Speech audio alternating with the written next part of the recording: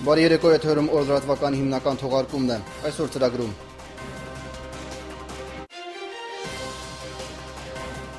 Առաջնագծում հրադադարի պահպանման ռեժիմը հակառակորդը խախտել է շուրջ 80 անգամ, տարբեր տրամաչափի հրաձգային զինատեսակներից հայ դիրքապահների ուղղությամբ արձակվել է ավելի քան 1400 կրակոց։ Թալիշցին պետք է ապրի Թալիշում։ Մշենը լևն է, Թալիշը լևն է։ Շատ լավ կլինի, որ մեր գյուղում լինենք։ Այսինքն մարդու ծննդավայրը հողը միշտ ձգում է իրան։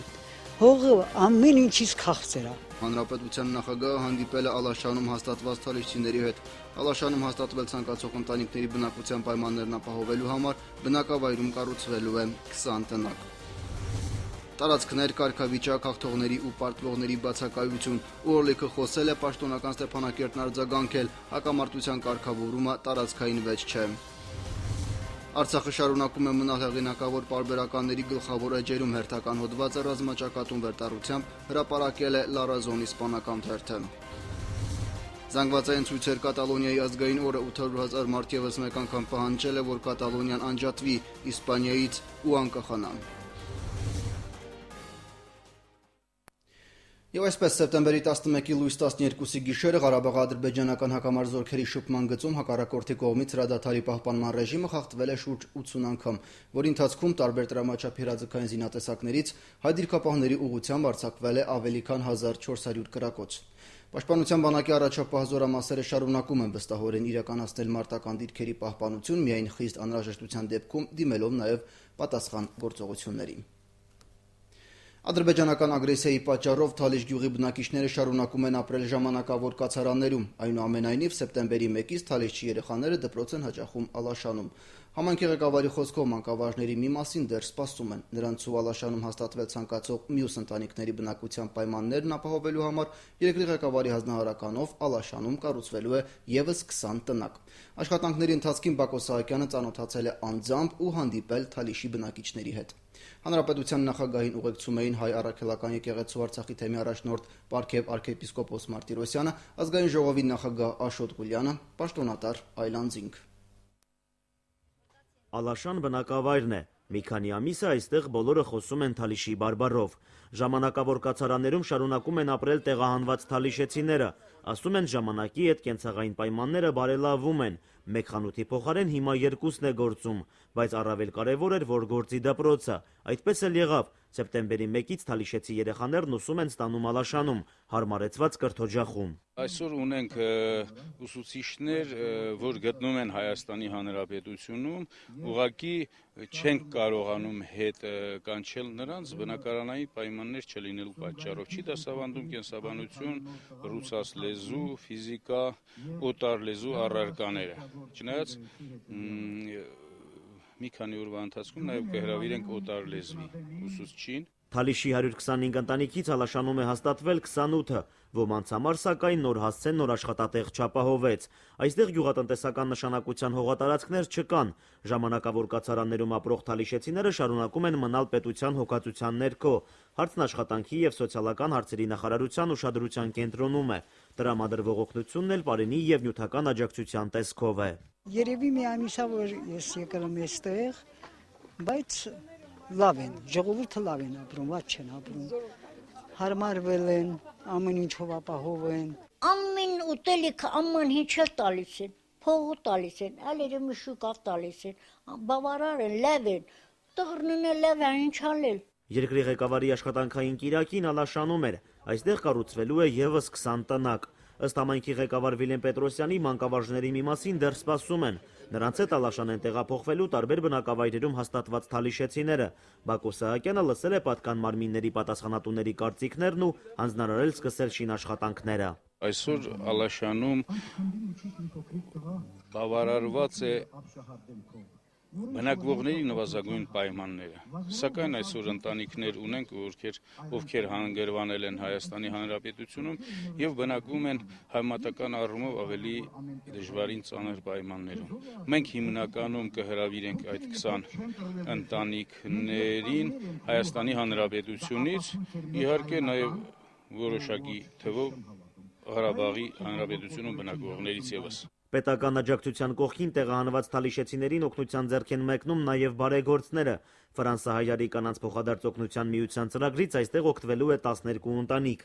Միության ներկայացուցչի խոսքով աջակցությունը հարմար առիթ է ֆերմերային տնտեսություններ հիմնելու համար։ Ծրագրի շահառուներից ոմանք հիմա կայուն եկամուտներ ունեն։ Նվեր թեկուզ, բայց պայմանագրով, որ 1.5 տարի իրավունք չունեն ոչ կովը, ոչ հորթը մորթել կամ վաճառել։ Հետագայում մեր նպատակը նա է, որ դա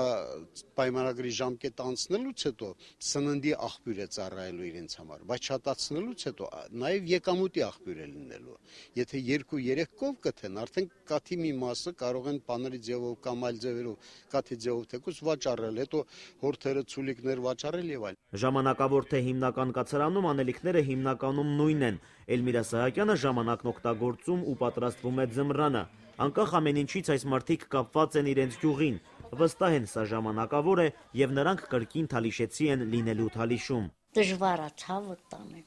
մշենը լևն է, թալիշը լևն է։ Շատ լավ կլինի որ մեր գյուղում լինենք։ Այսինքն մարդու ծնդավայրը հողը միշտ ձգում է իրան։ Հողը ամեն ինչից քաղցր է։ Նարեկ Սահակյան, Մերուժան Հայրապետյան, օր։ ԵՀԿ Մինսկի խմբի ամերիկացի համանախագահ Ջեյմս Օրլիքը ռուսական Ինտերֆաքս գործակալությանը տված հարցազրույցում խոսելով Ադրբեջան-Ղարաբաղյան հակամարտության կարգավորման մասին, նշել է, որ հիմնախնդրի լուծումը ԱՄՆ-ի համար այնպիսին է, ինչպիսին ռուսական եւ ֆրանսիական կողմի համար է։ Խաղաղ կարգավորման հասնելու փորձերը շատ երկար են տևում եւ շատ ուժ են խլում, 20 տարվա ընթացքում բազմաթիվ մարդիկ են զոհվել, բայց այդ հակամարտությունը կարող է կարգավորվել։ Այդ համատեքստում ամերիկացի միջնորդը հիշեցրել է կարգավորման պայմանները։ Այն ենթադրում է Լեռնային Ղարաբաղի կարգավիճակի դիմաց որոշակի տարածքների վերադարձ Ադրբեջանի վերահսկողությանը, փախստականների վերադարձ, միջազգային խաղաղարար ուժերի ներկայություն։ Ամերիկացի դիվանագետը անհրաժեշտ է համարում կողմերի հետ շարունակական աշխատանքն այս բոլոր պայմանները միավորելու միջոց գտնելու եւ խաղաղ կարգավորման հասնելու նպատակով, քանի որ դրանից կշահեն տարածաշրջանի բնակիչները։ Ջեյմս Օրլիքը նշել է նաև, որ համանախագահների համար կարգավորումը ենթադրում է հաղթողների եւ պարտվողների բացակայություն։ Բանակցությունները հաջողված կարող են համարվել, երբ շահում են երկու կողմերը, Հայաստանի եւ Ադրբեջանի բնակիչները։ Ամբողջ տարածաշրջանն է արժանի դրան, որպեսզի ապրի խաղաղության եւ անվտանգության մեջ։ Հենց այդ պատճառով է, որ Միացյալ Նահանգները Հայաստանին եւ Ադրբեջանին սահմանափակ քանակության պաշտպանական զենք է մատակարարում։ Օրլիքը հիշեցրել է, որ Ադրբեջանի վերաբերյալ կոնգրեսի կողմից տրված մանդատը թույլ չի տալիս զենք մատակարարել այդ երկրին, հաշվի առնելով Ադրբեջանը-Ղարաբաղյան հակամարտության գոտում հարձակման սպառնալիքը։ Օրլիքի դիտարկմանը, որ Ադրբեջանը-Ղարաբաղյան հակամարտության կարգավորումը ենթադրում է որոշ տարածքների վերադարձ Ադրբեջանի վերահսկողությանը Լեռնային Ղարաբաղի կարգավիճակի դիմաց, նախագահի աշխատակազմի տեղեկատվության գլխավոր վարչության պետ Դավիթ Բաբայանն այսպես է արձագանքել. Կան որոշակի կանոններ, որոնք միջնորդները պետք է պահպանեն։ Այդ կանոնը հետևյալն է. նրանք պետք է հաշվի առնեն կողմերի առաջարկները եւ դրանք ներկայացնեն քննարկման։ Հիմա Ադրբեջանը դա է առաջարկում, բայց դա չի նշանակում, որ մեր կողմի համար ընդունելի է։ Մենք բազմիցս ասել ենք, որ հակամարտության կարգավորումը տարածքային վեճ չէ, ճիշտ չէ դիտարկել միայն տարածքների առումով։ Խնդիրն ավելի բարդ է, համապարփակ է։ Այս պարագայում, եթե խոսում ենք տարածքների մասին, ապա դա շատ լայն խնդիր է։ Ադրբեջանը իր նպատակը չի թաքցնում, դա Արցախի բռնակցումն է։ Նրանք անընդհատ խոսում են Սևանի, Երևանի, Զանգեզուրի մասին։ Սա է նրանց մոտեցումը։ Խոսելով տարածքային խնդրի մասին, պետք է հաշվի առնել, որ կա նաև այլ տարածքների հարց՝ Գետաշենի, Շահումյանի, Չարբախլուի, Հյուսիսային Արցախի եւ այլնի։ Սրանք հարցեր են, որոնք սպառբերաբար բարձրացվում են մեր կողմից։ Ադրբեջանը երբեք չի ճանաչի Արցախի անկախությունը եւ խոսել տարածք կարգավիճակի դիմաց տարբերակի մասին անիմաստ է։ Իսկ 2009-2012 թվականներին Հայաստանի Հանրապետությունում Գերմանիայի Դաշնային Հանրապետության արտակարգ եւ լիազոր դեսպան Հանս Յոխեն Շմիդտը վստահ է, որ Ադրբեջանը-Ղարաբաղյան հակամարտության կարգավորման գործընթացում վերադարձ անցյալին չի կարող լինել եւ միջնորդներն իրականությունը պետք է ընկալեն այդ համատեքստում։ Շմիդտն իր այս տեսակետը հնչեցրել է Ստեփանակերտում Արցախ պրեսի հետ զրույցում։ Դեսպանի խոսքով հիմնախնդրի կարգավորումը հնարավոր է միայն այն դեպքում, երբ միջնորդները կենտրոնանան ստեղծված նոր իրականության վրա եւ բանակցությունները վարեն ապագայի տեսլականով։ Հիշեցնեմ, որ Հանս Յոխեն Շմիդտը ԼՂ հռչակման 25-րդ տարեդարձի կապակցությամբ նախագահ Բակո Սահակյանի կողմից պարգևատրվել է երախտագիտություն մեդալով։ Անդրադառնալով Արցախի հետ իր սերտ ու բարեկամական հարաբերություններին, Դեսպանը նշել է, որ առանց այցելության ու տեղում հարաբերություններ հաստատելու հնարավոր չէ որևէ երկրի մասին ճիշտ կարծիք ունենալ, իսկ Արցախի քաղաքական գործիչների եւ հասարակության ներկայացուցիչների հետ հանդիպումների ընթացքում ինքը համոզվել է, որ վաղուց ժամանակն է, որպեսզի եվրոպացի նրանց գործընկերները համագործակցության ուղիղ կապեր ստեղծեն Ղարաբաղի հետ։ Իսկ աշխարհի քարտեզի ինչ-որ տարածքների վրա սև կետեր դնելու փոխարեն պետք է փորձեն աջակցել դրանց։ Շմիդտի տեղեկացմամբ Արցախում իր առաքելությունը հենց իր կողմից նախանշած ծրագրերին աջակցելն ու կյանքի կոչելն է։ Գերմանացի դիվանագետը նաև իր դժգոհությունն է հայտնել այն փաստի արդի, որ եվրոպացի դիվանագետների համար Ադրբեջանը արհեստական խոչընդոտներ է ստեղծում այցելել Լեռնային Ղարաբաղ, սպառնալով նրանց ներառել սև ցուցակի մեջ։ Արցախը շարունակում է մնալ հեղինակավոր պարբերականների գլխավոր էջերում։ Հերթական հոդվածը ռազմաճակատում վերտառությամբ հրապարակել է La Razón իսպանական թերթը։ Հեղինակ Խոսե Մարիա Մարկոն նախ ներկայացնում է տեղեկություններ հայկական երկրորդ պետության պատմությունը, ապա բացատրում, թե ինչու է օգտակար Լեռնային Ղարաբաղի ռազմաճակատին հայացք նետելը, երբ հարմարավետ Արևմտյան Եվրոպայում քննարկում են պատերազմը հաբեկչության կամ ջիհադիզմի դեմ։ Մեջբերում է. Մեր այցելության գիշեր զինվորներից մեկը զոհվեց դիպուկահարի կրակոցից, իրական պատերազմ է, առանց փոխաբերական իմաստի կամ հուզական տեսարանների, եւ քանի որ պատերազմն իրական է, ոչ ոք ինքնախապեյությամբ չի զբաղվում դրա նպատակի հարցում։ Հարցը քրիստոնեությունը իսլամից պաշտպանելու մեծ չէ, քանի որ այն կրոնական պատերազմ չէ, ոչ էլ խոսում ենք այն կատարել եւ վեհամբարձ քաղաքականությունների բախման մասին։ Կա հակամարտություն, որում երկու հանրապետություններ Հայաստանը եւ Լեռնային Ղարաբաղը պաշտպանում են ժողովրդավարական համակարգը, ազգային ինքնության մասին գիտակցությունը չի դավաճանում։ Երկու տարածքներում զինվորական ծառայությունը պարտադիր է եւ լավ գիտակցվում է, թե ինչն է կառուցվում սեփական ավանդույթները, քրիստոնեությունը եւ դրանից հետո արդարության փնտրտուքները 100 տարի առաջ տեղի ունեցած ցեղասպանությունից եւ հետապնդումներից հետո։ Այստեղ չկան ձևականություններ, կան առաջ շարժվելուն ուղղված ջանքեր, որոնք հիմնված են հայրենասիրության վրա եւ այդ ամենը ըմբռնվում է ողջ գիտակցությամբ, գրել է Խոսե Մարիա Մարկոն իսպանական La Razón թերթում։ ՀԱՊԿ-ի, ՆԱՏՕ-ի եւ այլ միջազգային կառույցների հետ գործակցությունն անվտանգության եւ կայուն զարգացման կարևոր նախադրյալներից է։ Գլոբալիզացիայի եւ տարածաշրջանային համագործակցության վերլուծական կենտրոնի կազմակերպած քննարկման ժամանակ ամփոփվել են Վարշավայում կայացած գագաթնաժողովի արդյունքները եւ ուրվագծվել առաջիկա անելիքները։ Մասնագետների գնահատմամբ Հայաստան-ՆԱՏՕ քաղաքական երկխոսությունն իրականացվում է բարձր մակարդակով։ Հուլիսյան գագաթնաժողովն էլ առանձնահատուկ էր միջազգային եւ տարածաշրջանային սպառնալիքների կանխարգելման ու արձագանքման նոր մեխանիզմների տեսանկյունից։ Քննարկմանը լրագրողները նաեւ հետաքրքրվել են, որքանով է հավաստի առաջիկայում ՀԱՊԿ գլխավոր քարտուղարի պաշտոնում Սեյրան Օհանյանի նշանակման մասին ռուսական աղբյուրների տեղեկությունը։ Մանրամասները ռեպորտաժում։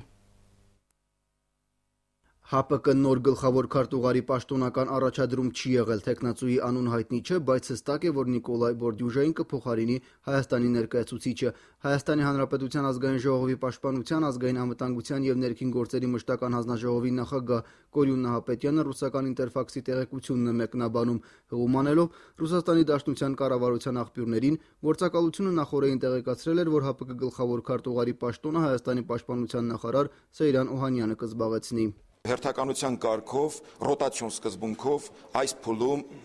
գլխավոր քարտուղարի պաշտոնը վերապահվելու է Հայաստանի Հանրապետության ներկայացուցիչին, չեմ կարող այս պահին վստահաբար նշել կոնկրետ թեկնածության հետ կապված, բայց որ լինելու է Հայաստանի ներկայացուցիչ, դրանում կարող եք վստահել։ Հայաստանն այս տարի ստանձնել է կազմակերպության նախագահությունը, հոկտեմբերի նախատեսվում է Երևանում անցկացնել ՀԱՊԿ անդամ պետությունների ղեկավարների հավաքը, որի ժամանակ էլ կորոշվի գլխավոր քարտուղարի հարցը։ Հայաստանի ներկայացուցչի նշանակումն այս պաշտոնին Կորյուն Նահապետյանի կարծիքով կարող է շահեկան լինել Հայաստանի համար նաև Ադրբեջանա-Ղարաբաղյան հակամարտության հարցում ՀԱՊԿ դիրքորոշման տեսանկյունից։ Հայաստանի անդամակցությունը ՀԱՊԿ-ին Կորյուն Նահապետյանի խոսքով խոչընդոտ չէ անվտանգության այլ համակարգերի հետ Հայաստանի գործակցությանը եւ չի հակասում Հայաստան-ՆԱՏՕ հարաբերություններին։ Հայաստան-ՆԱՏՕ հարաբերությունները զարգանում են գործընկերություն հանուն խաղաղության ծրագրի շրջանակներում, անհատական գործընկերության գործողությունների ծրագրերը, որոնք հաստատվել են եւ իրականացվում են, բավականին մեծ արդյունք են ապահովում եւ ամենակարևոր հատվածը, որ կուզենայի առանձնացնել Հյուսիսատլանտյան դաշինքի հետ մեր հարաբերություններում, միջազգային խաղապարակելություններին մասնակցությունն է։ Հայաստանը շարունակում է մասնակցել Կոսովոյում եւ Աֆղանստանում ՆԱՏՕ-ի խաղաղապահ առաքելությանը, հայ խաղաղապահները առաքելություն են իրականացնում նաեւ Լիբիայում, ՄԱԿ-ի հովանու ներքո գործող ստորաբաժանման UNIFIL-ի կազմում։ Հայաստան-ՆԱՏՕ քաղաքական երկխոսությունն իրականացվում է ամենաբարձր մակարդակով, ինչի վկայությունը նախագահ Սերժ Սարգսյանի մասնակցությունն էր Վարշավյան գագաթնաժողովի շրջանակում անցկացված ՆԱՏՕ-ի անդամ եւ ոչ անդամ պետությունների ղեկավարների հանդիպմանը։ Հայաստանի Հանրապետությունը գնահատում է ՆԱՏՕ-ի զուսպ դիրքորոշումը։ Մեզ համար ընդունելի չէ Ադրբեջանի կողմից ՆԱՏՕ-ի հռչակագրերը արհեստական կերպով Լեռնային Ղարաբաղի խնդրի քննարկման հարթակ դարձնելը կամ ՆԱՏՕ-ին այս հակամարտության կարգավորման հարցի մեջ ներքաշելը։ Դրա համար կա ԵԱՀԿ Մինսկի խմբի համանախագահների ձևաչափը։ Գլոբալիզացիայի եւ տարածաշրջանային համագործակցության վերլուծական կենտրոնի նախաձեռնած քննարկման գլխավոր թեման Վարշավյան գագաթնաժողովի արդյունքներն ու ՆԱՏՕ-ի առաջիկա մարտահրավերներն են, այդ թվում նաեւ ՆԱՏՕ հարավային Կովկաս գործակցությունը։ Հարավային Կովկասում ՆԱՏՕ-ի գրասենյակի ղեկավար դեսպան Լահյուն նույնպես կարևորում է Հայաստան-ՆԱՏՕ գործակցության մեծ պոտենցիալը, հատկապես միջազգային անվտանգության ապահովման հարթությունում։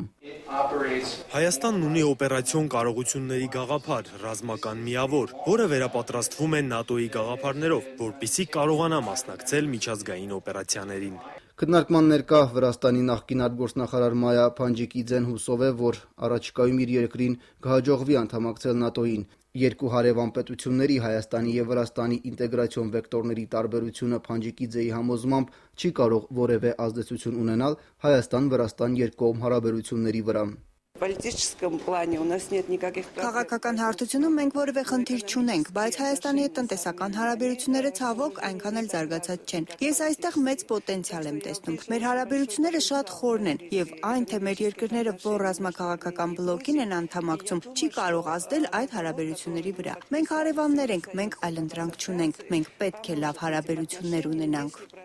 Ինչ վերաբերում է Վրաստան-Ադրբեջան հարաբերությունների ազդեցությանը հայ-վրացական հարաբերությունների վրա, Փանջիկիձեի դիտարկմամբ Վրաստանը երկու հարևանների հետ հավասարապես բարեկամական հարաբերություններ է զարգացնում եւ Ադրբեջանը-Ղարաբաղյան հակամարտության հարցում պահպանում է չեզոքություն։ Սամվել Բալայան, Մարիանա Վահրամանյան, օր։ Կատալոնիայի ազգային օրը սեպտեմբերի 11-ին Բարսելոնայում եւ կատալոնական այլ քաղաքներում զանգվածային ցույցեր են տեղի ունեցել, մասնակից գրեթե 800,000 մարդ եւս մեկ անգամ պահանջել է, որ Կատալոնիան անջատվի Իսպանիայից ու անկախանա։ Կատալոնիայի ղեկավարությունը դա մտադիր է իրականացնել եկող տարի, թեև պաշտոնական Մադրիդը հետևողականորեն արգելափակում է անկախության հանրաքվե անցկացնելու կատալոնացիների փորձերը։ Կատալոնիայի կառավարության ղեկավար Կարլես Պուչդեմոնտը հաղորդացել է, որ մինչև 2017 թվականի սեպտեմբեր կհայտարարվի ինքնավարությունում կամ անկախության հարցով հանրաքվեի կամ ընտրությունների անցկացման մասին։ 2014 թվականին Կատալոնիան ոչ պաշտոնական քվեարկություն էր անցկացրել, որի մասնակցվածների ավելի քան 80%-ն Իսպանիայից անկախանալու օգտին էր քվեարկել։ Վան քաղաքի կենտրոնում իշխող Արդարություն եւ զարգացում կուսակցության կենտրոնակայանի եւ հարևանությամբ գտնվող նահանգապետարանի շենքի մոտ պայթյուն է որոտացել։ Նախնական տվյալներով ականապատ մեքենայի պայթեցման հետևանքով առնվազն 48 մարդ է վիրավորվել, նրանցից երկուսը ոստիկան։ Հաղորդվում է, որ մեծ թվով շտապօգնության մեքենաներ են ժամանել դեպքի վայր, վնասվել են նաեւ հարակից շենքերը։ Անցած հանգստյան օրերին Իտալիայի առափնյա ծառայությունը միջերկրական ծովում փրկել է գրեթե 3500 անօրինական ներգաղթյալների։ Այս մասին հայտնում է Ինտերֆաքսը, հղումանելով եվրոպական ԶԼՄ-ներին։ Սեպտեմբերի 10-ին 18 նավերով փրկվել է 2300 մարդ, որոնք նավարկել են Իտալիայի կողմը։ Սեպտեմբերի 11-ին հաջողվել է փրկել եւս 1100 ներգաղթյալների, որոնք գերբեռնված նավակներով փորձել են Լիբիայից հասնել Իտալիայի ափեր։ Բելարուսի խորհրդարանում տեղ կզբաղեցնեն նաև ընդդիմության ներկայացուցիչներ։ Այդ երկրի կենտրոնական ընտրական հանձնաժողովից հայտնել են, որ ընդդիմության երկու տեխնացու է հաղթել Կիրակի խորհրդարանի ստորին պալատի ընտրությունների արդյունքում։ Բելարուսի խորհրդարանում 1990-ականների կեսերից չի եղել ընդդիմության ներկայացուցիչ։ Ընտրություններն անցկացվել են մեծամասնական համակարգով, 110 ընտրատարածքում ընտրվել է 110 падգամավոր, 484 տեխնացուից։ Քվեարկության վերջնական արդյունքները կհրապարակվեն շաբաթվա վերջին։ Ամերիկայի հայկական համագումարի տարածաշրջանային գրասենյակի տնօրեն Արփի Վարդանյանը հաստատել է իրենց կողմից ավելի վաղ արված այն հայտարարությունը, թե ԱՄՆ նախագահական ընտրություններում համագումարը հանդես չի գալու որևէ տեխնացուի աջակցելու կոչով։ Առաջին լրատվականի հետ զրույցում նա վստահություն հայտնել, որ Ադրբեջանա-Ղարաբաղյան հակամարտությունը ԱՄՆ նորընտիր նախագահի օրակարգում կլինի կարևորագույն հարցերից մեկը նրա խոսքով։ Միացյալ Նահանգների քաղաքացիներն իրենց ձայնը միշտ չէ, որ տալիս են ելնելով միայն մեկ խնդրի նկատմամբ տեխնացուի դիրքորոշումից, այլ հաշվի են առնում տեխնացուի վերաբերմունքը բազում խնդիրների նկատմամբ։ Այնուամենայնիվ Վարդի Վարդանյանը վստահ է, որ հայերը Ամերիկայում պիտի հետևեն եւ տեսնեն, թե որ թեկնածուն է գոնե խոսում հայերին հուզող խնդիրների մասին։ Ամերիկայի հայկական համագումարի տարածաշրջանային գրասենյակի տնօրենը նաեւ տեղեկացրել է, որ Արցախի հանրապետության հռչակման 25-ամյակը նշվելու է նաեւ Միացյալ Նահանգներում, ոչ միայն հայերի կողմից, այլև կոնգրեսում։ Երեք հայ առաքելական եկեղեցին նշել է խաչվերածը Սուրբ խաչը տոնվում է ի հիշատակ Տիրոջ խաչափայտի պարսկական գերությունից Երուսաղեմ վերադարձի եւ Գողգոթայում կանգնեցման։ Տաղավար բոլոր տոներին հաջորդող օրը մեռելոց է։ Այսօր բոլոր եկեղեցիներում ննջեցյալների հոգիների համար մատուցվել է Սուրբ պատարագ եւ կատարվել հոգեհանգստի արարողություն։ Այսքանն ենք նախատեսել այսօրվա համար։ Շնորհակալություն, որ դիտում եք, բարի գիշեր։ SBS միայն որակյալ շինանյութ, ամրաններ անմիջապես Ռուսաստանի դաշնությունից, ծառայությունների մատուցման նոր որակ, ամրանների կտրատում ըստ պատվիրատուի պահանջի, առաքում ընդհուպ մինչև երկարաչափ բեռ, մեծածախ ու մանրածախ վաճառք, գնային հարմար տիրույթ, կախված տրամագծից ու ծավալից, SBS, ձեր օջախի լավագույն ընկեր։ Հանրապետության տարածքում կդիտվի անբավարար եղանակ, սպասվում են թույլ տեղումներ, վարկյանում 2-ից 7 մետր արագությամբ հարավ-արևմտյան քամի։ Օդի ջերմաստիճանը գիշերը 12-ից 17, ցերեկը 17-ից 22 աստիճան տաքություն։